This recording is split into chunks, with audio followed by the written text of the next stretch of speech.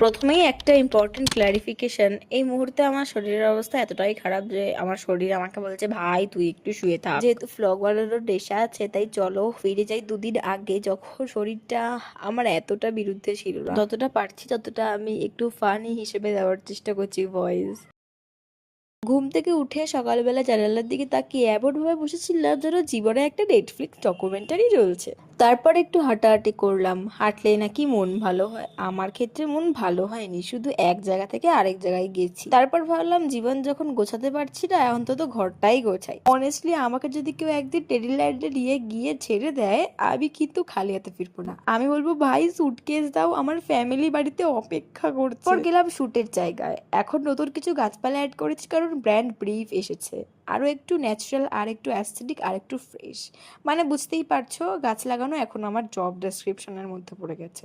এরপরে একটু ঠাকুরের কাজ ছেড়ে দিলাম, বাসুর বাজলাম, ঠাকুরকে একটু জল দিলাম, মানে শুটে যাওয়ার আগে একটু ডিভাইন অ্যাপ্রুভাল নিয়ে নিলাম। তারপর একটু নীল আকাশ দেখলাম, কারণ সারাদিনের এত ড্রামার মাঝখান তো আকাশ শান্তিতে ছিল।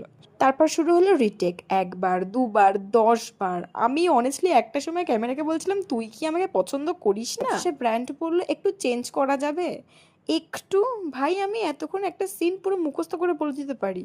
এরপরে খাওয়া দাওয়ার জন্য দিদার বাড়ির দিকে রওনা দিলাম, আর রাস্তা যেতে যেতে অবভিয়াসলি আমার তো টেক নিতেই হবে।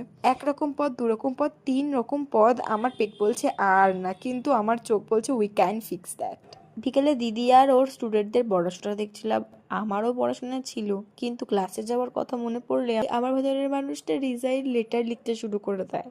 তবে থ্যাঙ্কফুলি ক্লাসে এই দুজন আছে, ওদের সঙ্গে থাকলে পড়াশোনা কতটা হয় জানি না, কিন্তু হাসাহাসি ওটা সিলেবাসের বাইরেও আনলিমিটেড। তো এই ছিল আমার দুদিন আগের একটা পারফেক্টলি ইমপারফেক্ট ডে। এখন আমি এতটাই অসুস্থ যে ভ্লগ এডিট করতেও আমার শরীর বলছে ভাই তুই একটু শুয়ে পড়। আর টেডি ল্যান্ডের অ্যাড্রেস পেলে কেউ আমাকে জানাবে, আমি কিন্তু সুটকেস নিয়ে একদম রেডি।